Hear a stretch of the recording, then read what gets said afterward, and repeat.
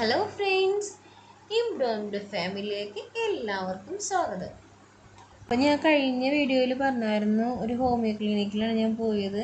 ഞങ്ങളുടെ ഇവിടെ അടുത്തായിരുന്നു. അപ്പോൾ ആ ക്ലിനിക്കിൽ പോയപ്പോൾ എനിക്ക് ടിപ്സുകളും കാര്യങ്ങളും ഏത് ദിവസം ചെയ്യണം ചെയ്യേണ്ടെന്ന കാര്യങ്ങളും മാത്രമേ പറഞ്ഞു തന്നുള്ളൂ. അങ്ങനെ ഞങ്ങൾ ആ മാസം ഡോക്ടർ പറഞ്ഞ പ്രകാരം ഞങ്ങൾ ചെയ്തു. പിന്നെ ട്രൈ ചെയ്ത് കഴിഞ്ഞപ്പോൾ ഞങ്ങൾക്ക് ആ മാസം തന്നെ പോസിറ്റീവ് കാണിച്ചായിരുന്നു. അങ്ങനെ ഡോക്ടറിൻ്റെ അടുത്ത് ചെന്ന് കഴിഞ്ഞപ്പോൾ ഡോക്ടർ ബ്ലഡ് ടെസ്റ്റ് ചെയ്തൊക്കെ ചെയ്ത് കഴിഞ്ഞപ്പോൾ കുഴപ്പമൊന്നുമില്ല എന്ന് പറഞ്ഞു. 3 ദിവസം കഴിഞ്ഞപ്പോൾ എനിക്ക് ചെറുതായിട്ടൊരു ബ്ലീഡിങ് വന്നായിരുന്നു.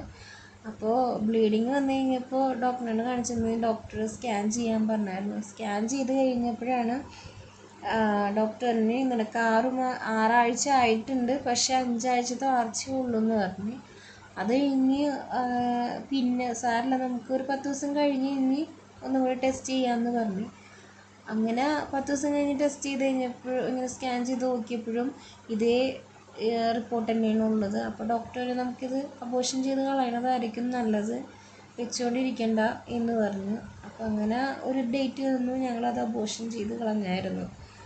അപ്പോൾ എൻ്റെ വീഡിയോ ഇഷ്ടപ്പെട്ടിട്ടുണ്ടെങ്കിൽ ലൈക്ക് ചെയ്യുക, ഷെയർ ചെയ്യുക, കമൻറ്റ് ചെയ്യുക, സബ്സ്ക്രൈബ് ചെയ്യുക.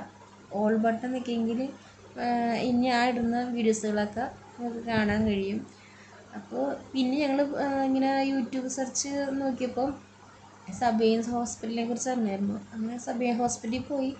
അങ്ങനെ പോയി കഴിഞ്ഞപ്പോൾ അവരോട് ചോദിച്ച്, അപ്പോൾ അവർ വരാൻ പറഞ്ഞു.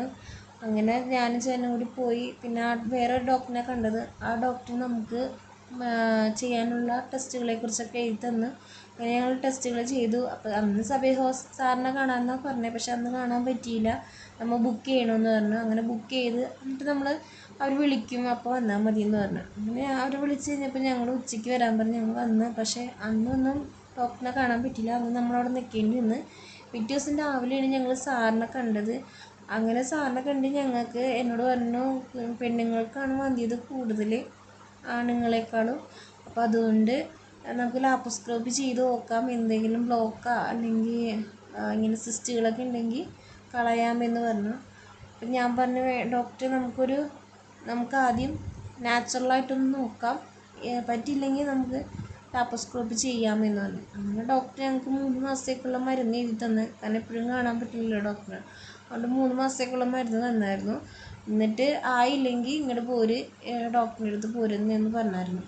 അങ്ങനെ ഞങ്ങൾ 1 മാസത്തേക്കുള്ള മരുന്ന് മേടിച്ച്, പിന്നത്തെ മാസം ആയില്ലെങ്കിൽ ഇങ്ങനെ വന്ന് മേടിക്കാമല്ലോ എന്ന് ചോദിച്ചു. അങ്ങനെ 1 മാസത്തേക്കുള്ളത് എനിക്കും ചെയ്യാനുള്ളതും മേടിച്ചുകൊണ്ടാണ് ഞങ്ങൾ പോയത്.